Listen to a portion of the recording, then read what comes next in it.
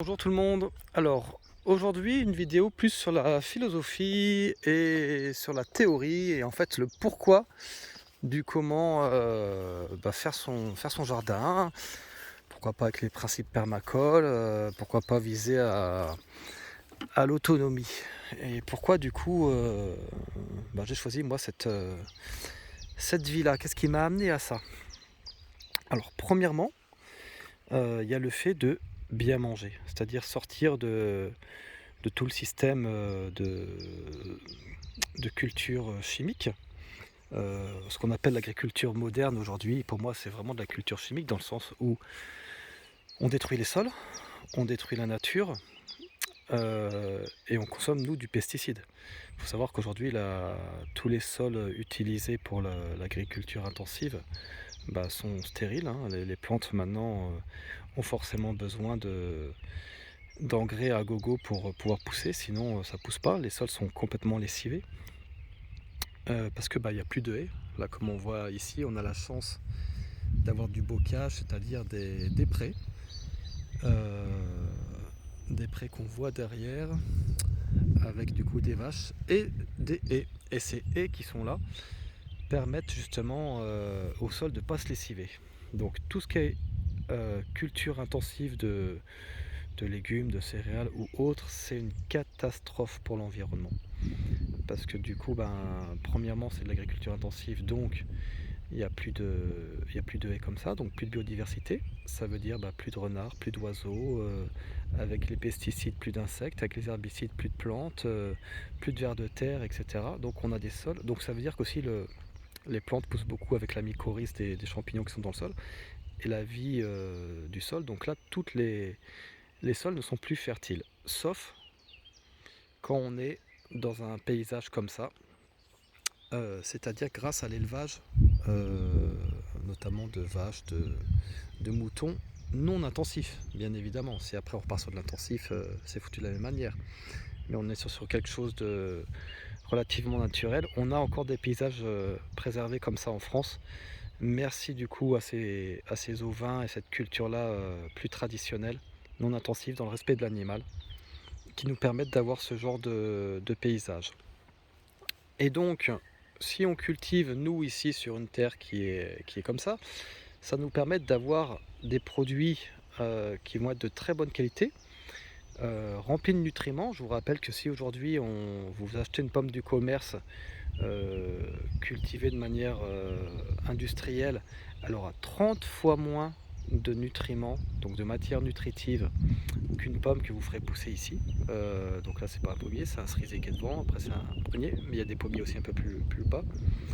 30 fois moins. Autrement dit, si vous voulez récupérer la même matière nutritive, la même quantité, il faudrait manger 30 fois plus de pommes. Autrement dit, aujourd'hui, ce que l'on mange remplit notre estomac, en gros, et nous nourrit très peu ou très mal. Et en plus, contribue du coup à détruire la planète, parce que des sols, euh, des sols stériles, plus de batraciens non plus, qu'on est sur de l'agriculture intensive, on remblait les points d'eau, les petits ruisseaux, etc. Donc ça veut dire disparition de toutes les grenouilles, les tritons, les salamandres, comme je disais, les vers de terre, tous les insectes. Les insectes, je vous rappelle, vous preniez une voiture il y a 30 ou 40 ans, vous traversez la France, vous étiez obligé de vous arrêter plusieurs fois pour nettoyer le pare-brise tellement il y avait d'insectes sur le pare-brise. Aujourd'hui, c'est plus le cas.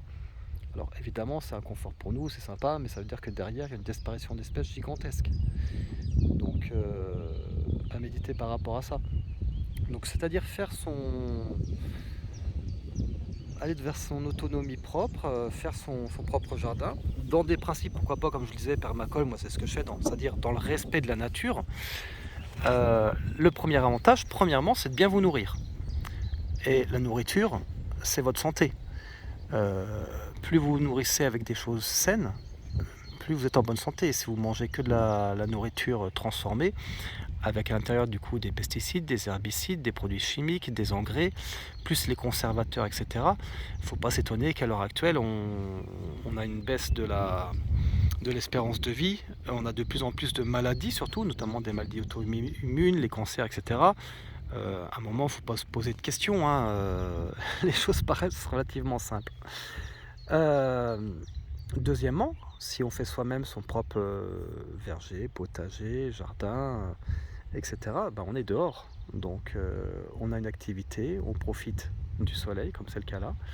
Je pense que vous entendez quand je parle pas aussi, il y a beaucoup d'oiseaux autour de moi, on profite de ça également. Et pareil pour la santé, pour l'esprit aussi, la santé du corps et de l'esprit, il y a rien de mieux. Et là, vous voyez, j'essaie de faire des trucs sympas, jolis, en tout cas qui me correspondent moi, tout en cultivant. C'est-à-dire que là, par exemple, voilà, j'ai une petite allée rangée de petits fruits qui montent au-dessus.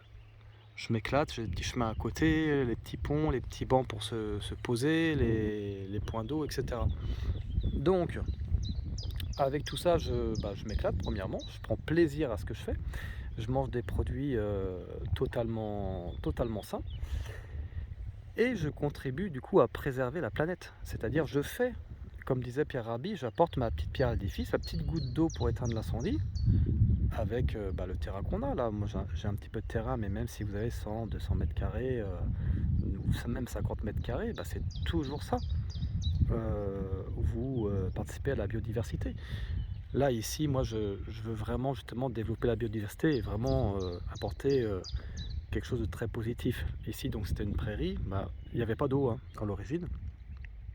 Donc j'ai créé, il y a une source en fait un peu plus haut. Et du coup j'ai créé ces bassins-là. Et là maintenant c'est rempli de grenouilles, rempli de tritons, etc.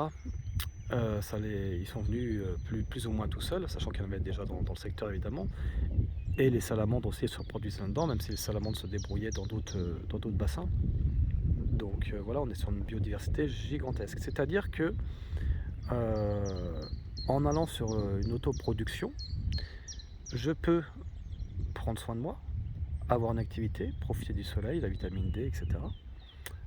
Donc être en bonne santé, physique et psychologique, parce que rien de mieux que de profiter de ça, voir les petits écureuils passer dans les arbres à côté, regarder les papillons voler, etc.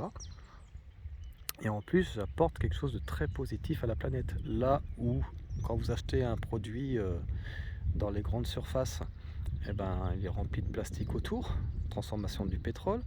Ça fait 3 fois le tour de la planète dans des conteneurs ou par avion pour venir, avec des produits chimiques partout.